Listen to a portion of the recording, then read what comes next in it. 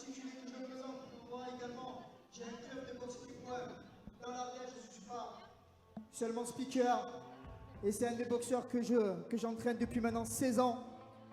Il représente le club Atomic Fight Club Team Fight 07, Monsieur Navarro James, qui sera opposé. Il représente le club Xu Xiao Kung Fu, Monsieur Roshi David.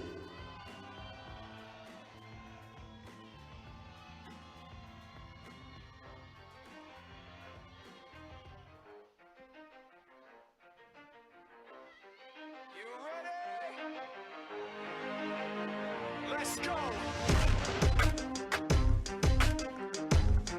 Yeah. For those of you that want to know what we're all about, it's like this, yo. This is 10% luck, 20% skill, 15% concentrated power of will, 5% pleasure, 50% pain, and 100% reason to remember the name. Monsieur Navarro James. Just wants to be heard, whether it's the beat of the mic. He feels so unlike everybody else, alone, in spite of the fact that some people still think that they know him, but fuck him, he knows the code. It's not about the salary, it's all...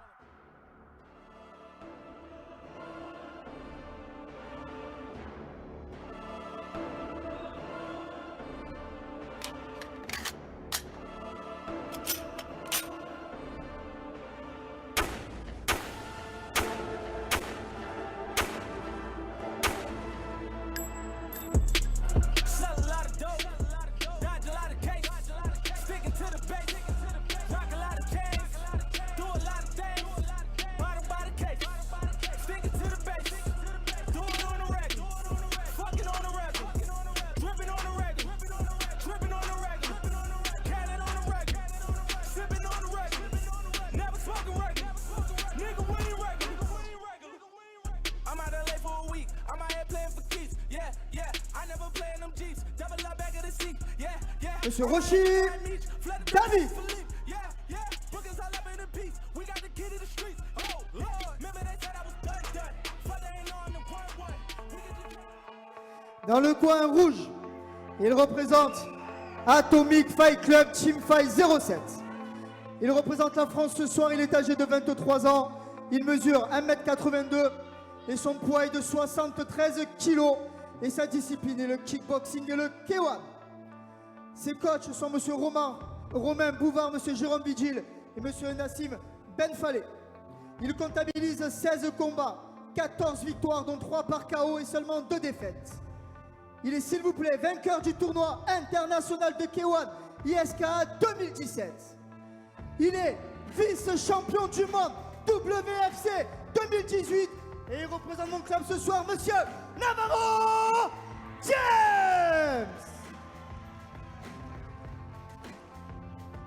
Face à lui dans le coin bleu, il est ici ce soir chez lui, il représente le club Xu Xiai Kung Fu. Il représente la France.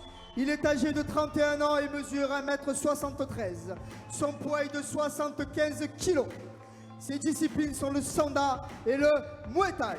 Son coach est Monsieur Tai Blue Yu.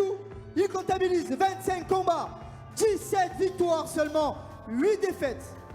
Il est combattant. Il a combattu sur les rings internationaux, dont notamment en Thaïlande. Faites du bruit pour Monsieur Roshi David. Je voudrais également faire un petit mot spécial, car il combat aussi chez moi. Il a combattu à l'Enfusion en 2019 et là il vient de signer à la prestigieuse organisation du Yokao. Je voudrais aussi qu'on l'applaudisse comme il se doit parce qu'il boxe chez moi, Monsieur Nassim Benfalé. Ça sera un combat Super Fight Class A, moins 75 kg en 3 reprises de 2 minutes. Allez, on monte de catégorie, hein, parce qu'on était chez les filles à moins de 56 kg, on est chez les moins de 75 kg. James Navarro face à David Roshi. James Navarro, je l'ai vu il n'y a pas très longtemps, c'était dans la règle du K1 au Montélimar. Les gars, suivez mes instructions pendant tout le combat. Protégez-vous pendant tout le combat, ne il avait tombez pas fait dans l'adversaire, ne fuyez pas le combat. Tapez dans les gants. C'est un garçon Reculez, qui est vaillant, Merci. qui a envie, et puis on pourra discuter un peu avec lui. Il découvre le Sanda, il vient de l'extérieur, il se teste un petit peu. David Roshi est lui plutôt le spécialiste de l'affaire. C'est ça. Il est très courageux de se lancer dans une discipline comme ça. C'est un vrai test, un vrai challenge. Round 1.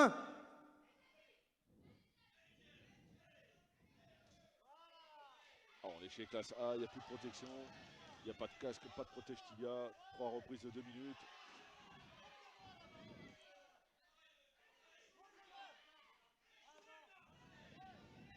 Ouais, bien sûr, il y a un coup coquille.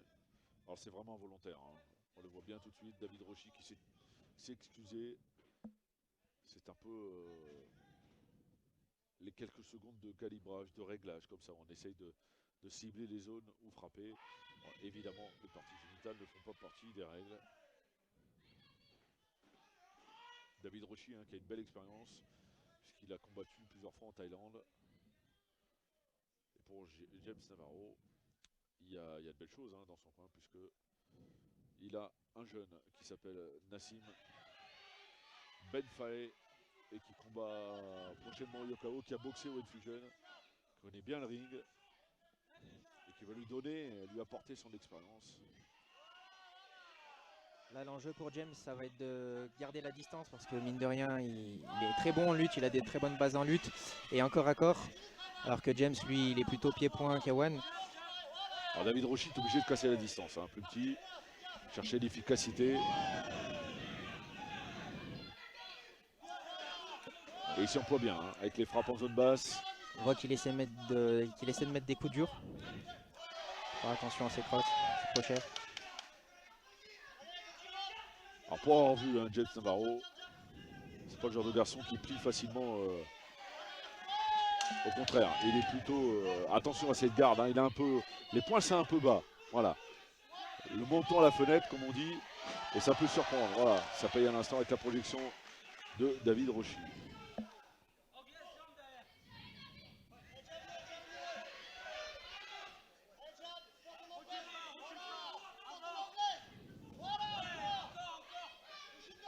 Il y a une certaine décontraction. C'est important de ne pas être trop tendu dans le combat, de réfléchir à ce qu'on va faire.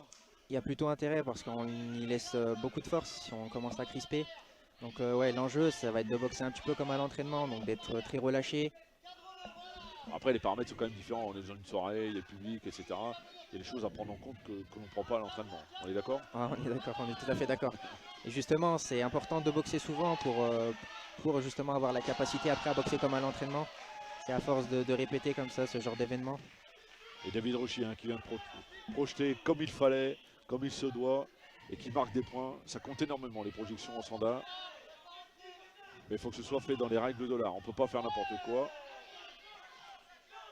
C'est un peu comme le judo, il faut que ce soit bien contrôlé. Ouais. C'est ça. Ouais.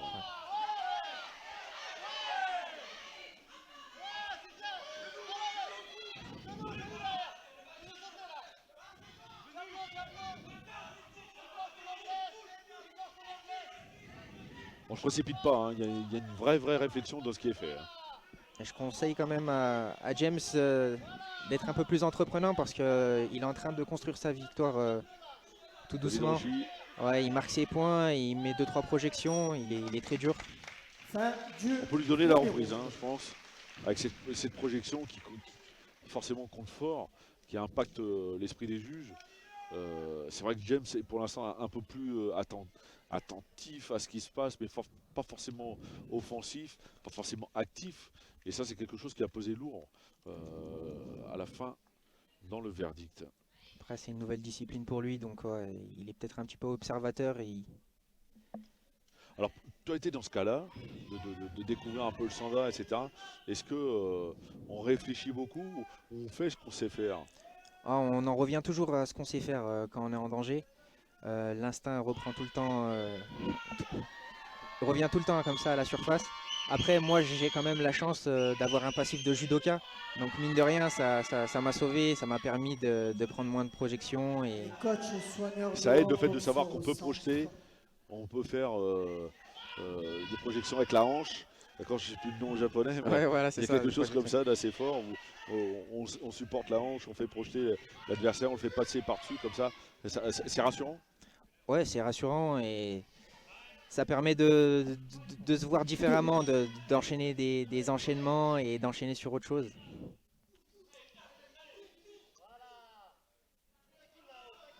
Et Hiroshi hein, qui s'enflamme pas finalement, il a compris, bon, il marque ses points tranquillement, j'ai envie de dire ça comme ça, même si on parle de ring. Même s'il a tenté un coup de pied retourné.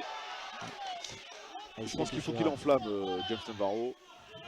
Il enflamme un peu plus le match. Il marque ses points avec son point avant. Voilà, c'est pas mal hein, avec cette jambe arrière qui suit. Il a bien esquivé le travail des points de David Hiroshi. Il faut emballer le match un petit peu.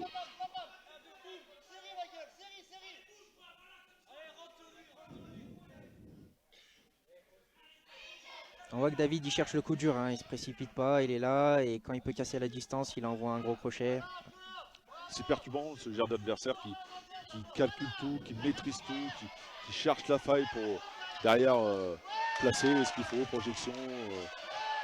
Ah, c'est perturbant, mais justement c'est à nous de faire en sorte de déclencher des choses chez lui ou de travailler en feinte, essayer de provoquer quelque chose.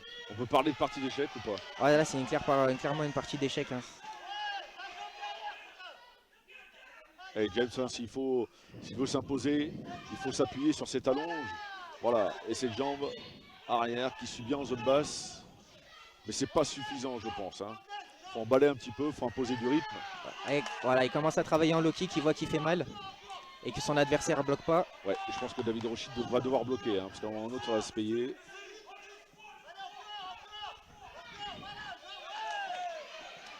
Continue ce travail de sape en low kick.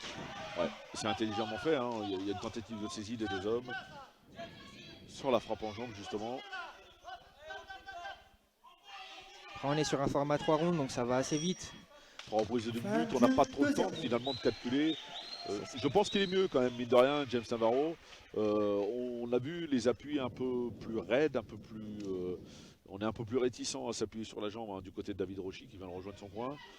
Peut-être que James Navarro a trouvé la faille, voilà, avec un travail de sape en zone basse, on casse les appuis pour essayer de passer les points, peut-être une projection parce que ça reste quand même la technique la plus compliquée à passer dans ce genre de match. Est-ce que ça suffira pour ébranler son adversaire sur un round? Je sais pas. Là pour l'instant je pense qu'il est bien, il a un peu récupéré hein, du premier match, de la première reprise, pardon, James Navarro, on le sent un peu mieux, il a fait mal. La preuve en est, c'est qu'on masse beaucoup les cuisses. Il y a de la grimace du côté de David Hiroshi. Durant cette minute de repos, on masse les cuisses. Évidemment que ça fait mal, évidemment. Après, la stratégie pour lui, s'il a mal, ça va être de serrer, d'aller au corps à corps, de faire ce qu'il sait faire tout simplement, hein, d'aller chercher des projections et d'assurer sa victoire. Avec du respect, évidemment. Ah, là, c'est beau le respect dans on parle du sport, hein, on parle pas d'autre chose.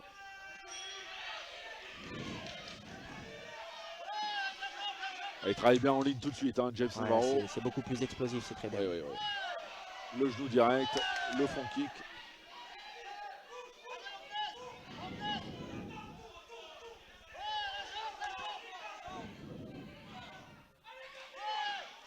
C'est bien la saisie de jambe. Attention pour David Hiroshi qui est passé à travers les cordes, mais le docteur Abdelhamid Saïdi qui est une sommité et qui on a la chance hein, d'avoir un tel personnage au bord du ring, à veiller au grain, évidemment. Il devrait mettre de l'intensité, David, c'est très bien ce qu'il fait. On voit que son adversaire est un peu cuit, il travaille plus beaucoup. Alors attention, hein, parce que David c'est le plus petit des deux. Ah oui, pardon, James. Ah d'accord, donc James c'est quand même le plus entreprenant dans cette affaire. On le sent mieux au fil des minutes. Il arrive à un peu accélérer. David Hiroshi qui a la bouche ouverte, qui cherche un petit peu l'air, un peu plus musculeux, plus petit aussi.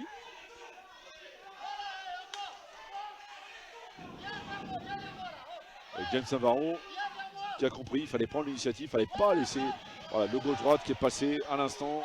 Travailler en coup de genou. Ouais, c'est bien fait. Pour l'instant, je pense qu'il s'y emploie bien.